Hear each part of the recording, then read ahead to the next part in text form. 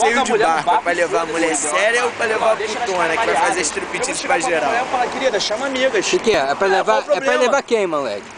É pra levar... Peça. Aí, o Darzi ficar de dedinho assim, ó. Dedinhos. Tira aqui. Bora, velho. Galera, não, sério. Tô trocando minha faculdade, bicho. Vou largar direito no 10º período. Isso, cara. Decidiu agora? Decidiu agora? Fazer E moda. vai dar a bunda pra mim. Fazer moda. E vai me dar. Fazer moda. Fazer moda. Aí, mas É tua cara, mano. fechado. Não, é aberto. Não, Aberto, não, cabem pô. 15 pessoas. Não, fechado pro grupo, só o grupo. Pode fechar, mas é mais caro. Ah, entendi. Ah, não é só a gente, não? Se você conseguir barato, botar é 15 tudo pessoas no barco, aí é só nosso. O nego vai ficar estuprado com a gente. Agora se você Coitado deles. Não, agora se você botar 10 e falar assim, Não, vai ó, ser até engraçado.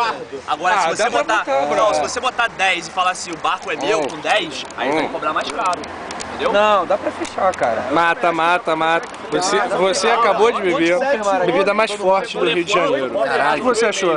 Foda. Que isso? Isso aqui é uma mistura de 8 bebidas e 3 líquidos que não tem nome, são misturas. Caralho. Você vai sentir daqui a... Sabe qual é o nome dessa bebida? Meia hora. Sabe o que é meia hora? Daqui a meia hora vai Daqui a bater. meia hora tu vai saber. Show. Eric, por favor, não vai pra Alemanha. Volte. E faça o Darzi beber, que o Darzi, ele abandonou a gente. Filma esse moleque. Fala alguma coisa pro seu primo. Fala pra ele. Você quer que ele volte? Fala, dá um abraço nele, fala. Faz uma declaração. Eu quero que ele volte. Dá um beijo. Dá um beijo. Sem ser tímido. Ele vai voltar, ele vai voltar.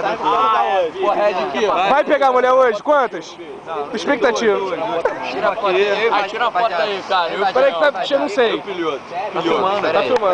Tira aí.